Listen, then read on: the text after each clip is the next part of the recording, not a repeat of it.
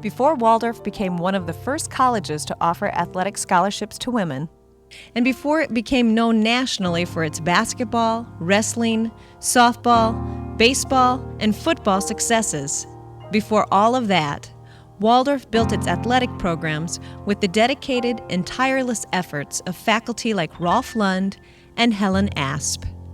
When I came here, they hadn't had sports during the war they didn't have it. Well, they might have had some, but very little. So we didn't have any football equipment, we didn't have anything. And so we had to get equipment. We saw an ad in the paper where we get football shoes, so we sent for that. And to get shoulder pads, we could only get one at a time. So we had a lot of friends. And eventually we got a football team.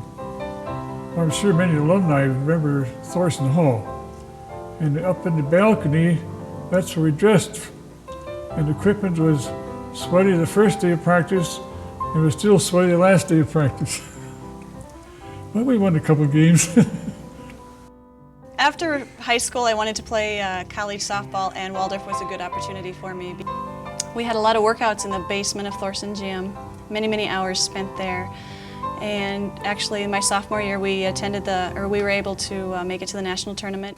It was a great 2 years. Wow, what a great challenge, what a great beginning for my softball career. A growing college needs dormitories to house students and facilities to teach class. Waldorf met its growth challenges with creative solutions. An Army barracks became a dorm, then an annex for classes. A city auditorium became a gathering place for sports and cultural events. A house became a studio for musicians, and a library was built where a jail once stood. As the college grew, streets closed, outlining the shape of a campus community that had become more family than facility. When new buildings were added, they bore names of family members. Those responsible for Waldorf's founding, such as Salveson and Thorson, Nielsen and Bow, but also those responsible for maintaining its heart, its soul. Odvin Hagen, Tilly Rasmussen, Gladys Ormseth, Jacob Tanner, John Kay and Louise Voss Hansen, Clarence and Elroy Breen, Hans London, and O.J. Johnson. And there was just a marvelous camaraderie. The college was a family.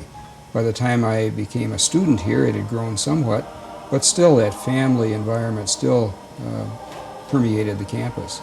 And the relationships that the faculty members had with one another. When I think about Waldorf being a family and the kinds of relationships that are involved in family, I think that the faculty is such a strong support group for not only other faculty, but also for students. The faculty-student relationship, I think, is one thing that's very unique to Waldorf, and that's what draws me back to Waldorf. That's what's brought me back here and why I am here teaching today. At Waldorf, I really felt like I was part of a big family. It was a very small atmosphere in that everyone knew you, which meant the professors, the students, and even some of the community. I remember being so impressed at Rasmussen when I was there as a CD. Someone was sick, they would put a sign up on the door and tell people to be quiet, someone's not feeling well.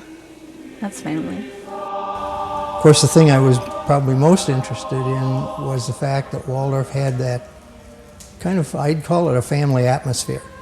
The place was small, very personal, very intimate, and that was the kind of thing that really fit me because that's what I needed.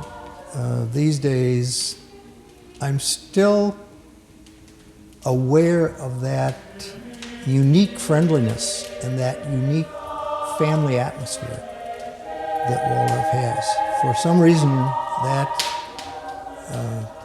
idea simply won't let go.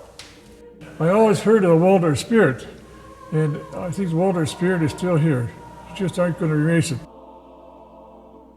What I remember most about Waldorf, and I believe always will, are its people. The friends who sat next to me in the multimedia lab, slaving over the same frustrating project I was. The friends who worked out beside me in the field house as a part of the best cheer squad ever. And the friends who not only taught me in class, but cared about what would happen to me after graduation. This is my Waldorf family. Having walked these halls, we now know what it means to be a part of Waldorf, to belong to a place where you feel like a family. What is most amazing to me is that no matter how different our stories are, or how different we are in age, the way we feel about this incredible college is basically the same. Waldorf is family.